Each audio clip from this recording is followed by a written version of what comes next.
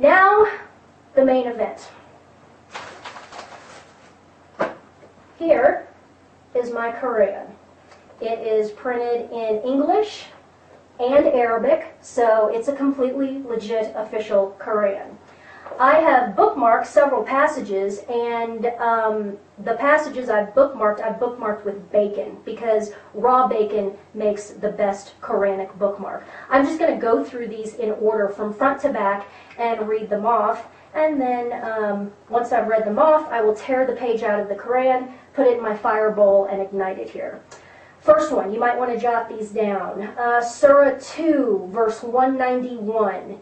And fight the infidels wherever you find them, and expel them from the place they had turned you out from. Evil, evil garbage. And it goes, and up in flames. Go back to hell where you came from. And I'll discard my bacon bookmark here. Next up, Surah 2, verse 193. Fight them till idolatry comes to an end and the law of Allah prevails. Evil. Pulling that out. Garbage.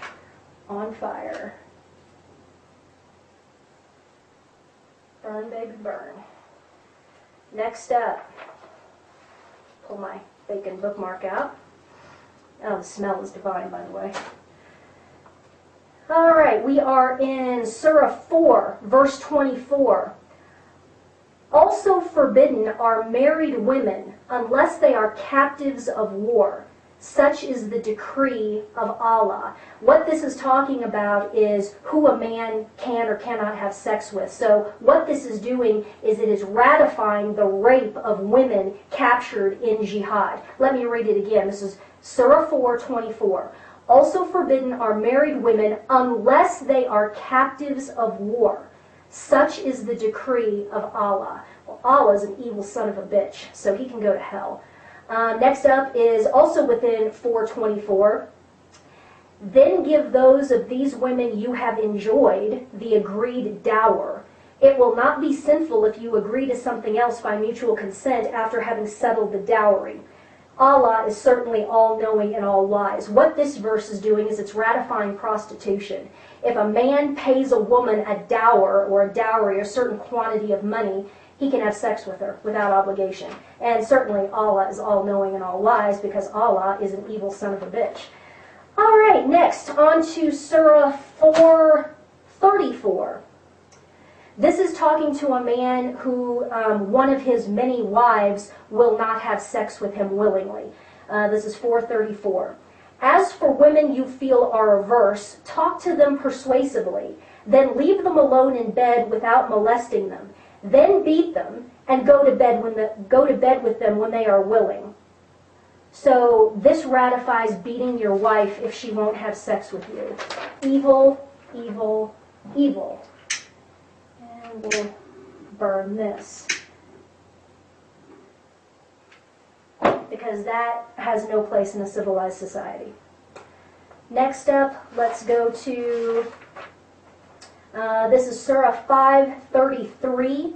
The punishment for those who wage war against Allah and His Prophet, who is Muhammad, and perpetrate disorders in the land is to kill or crucify them and have a hand on one side and a foot on the other cut off. Evil. Burn, burn, burn. Okay, pull my bookmark out.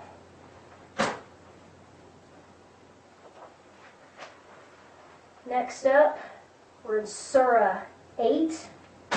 This is 8:12. And Allah said to the angels, I am with you, go and strengthen the faithful. I shall fill the hearts of infidels with terror, so smite them on their necks and every joint and incapacitate them. This is the call to beheading the infidels. This is where that all comes from. And it's evil, so we will burn that.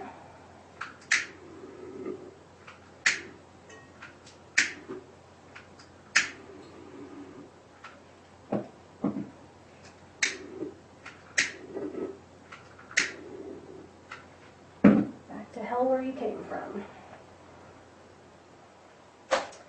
And let's see, what do we have here next?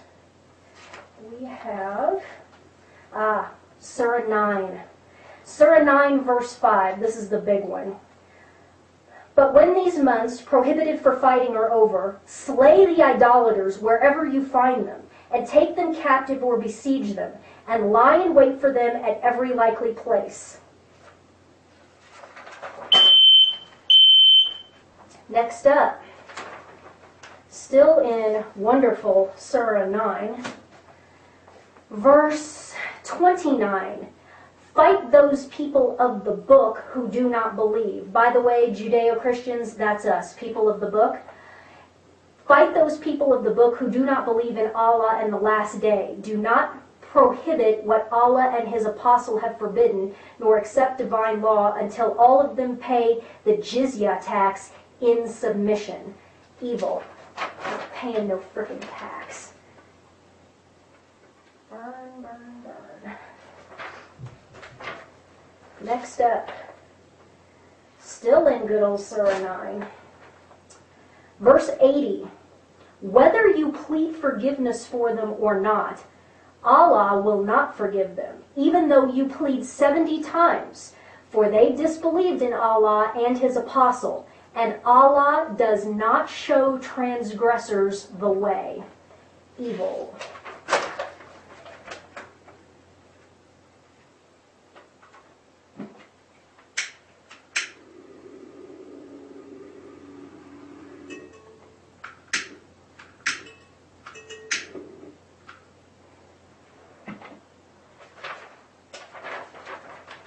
Next up, we're still in Surah 9, verse 123.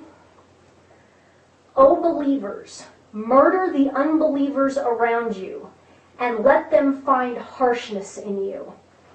Really. Yeah, go to hell.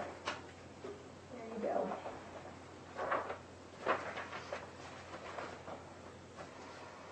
Now we are in Surah 13, verse 42. Surely those who had gone before them did deceive, but Allah is all-deceiving, for He has knowledge of what each does. This is calling God a deceiver and a liar, which implies that really Allah's true identity is Satan. And I think we can all agree to that.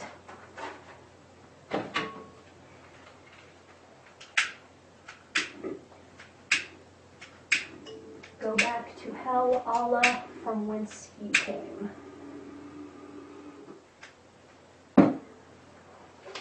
Next up,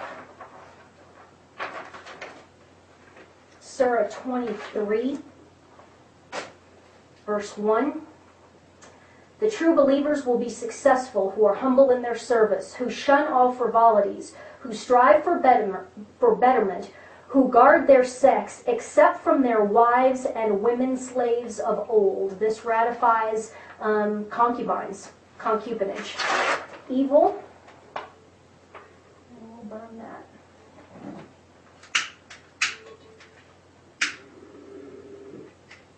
There we go. Next up, Surah 47, verse 4. So when you clash with the unbelievers, smite their necks until you overpower them, then hold them in bondage. Yeah, I'd like to see you try.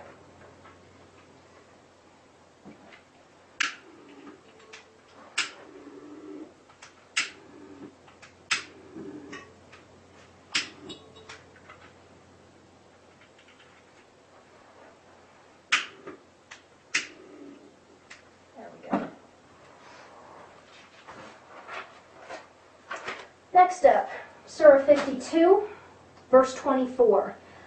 This goes to man-boy sex, which is highly prized in Islam. This is again 52:24. And young boys, like pearls within their shells, will go around. There's all kinds of verses about this. It's twisted.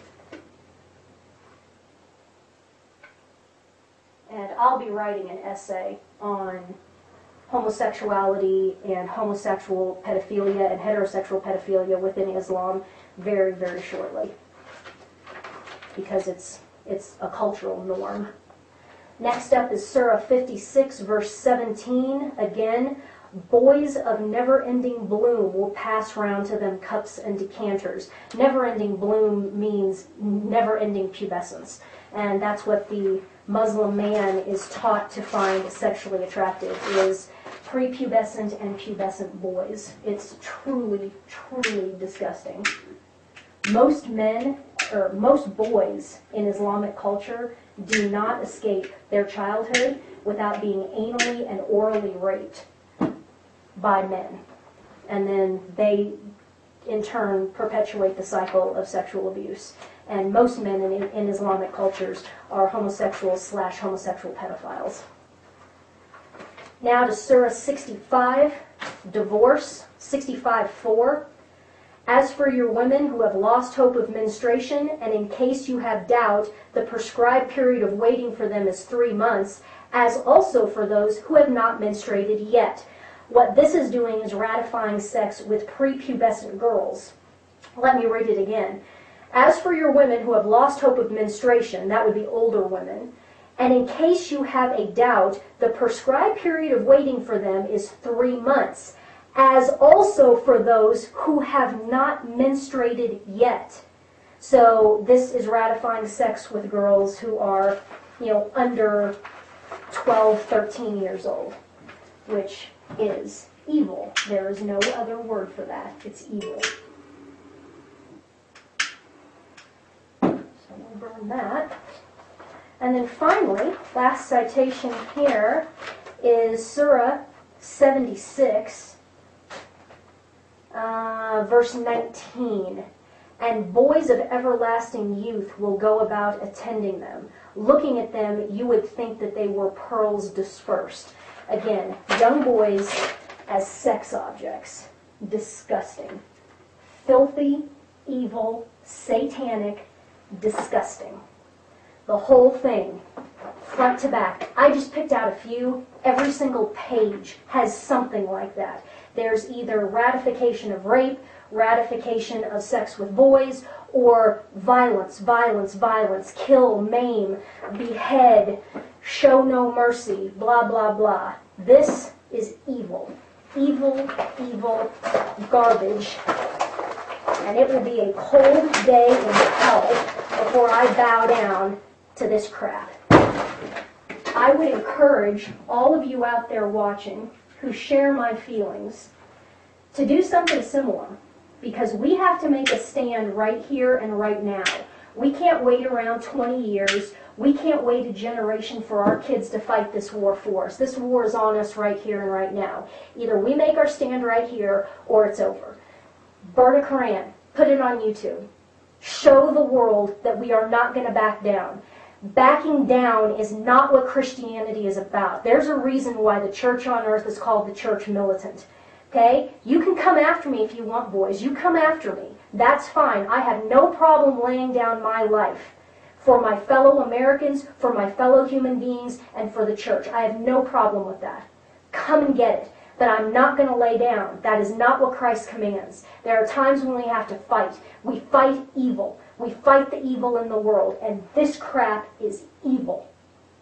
My name is Ann Barnhart. I'm at 9175 Cornbreast Circle, 80124 in Lone Tree, Colorado. Anybody who wants a piece of me is more than welcome to come and get it. That goes for Lindsey Graham, anyone in the government who thinks that this is a crime, or any Muslims who would like to come and get a piece of me.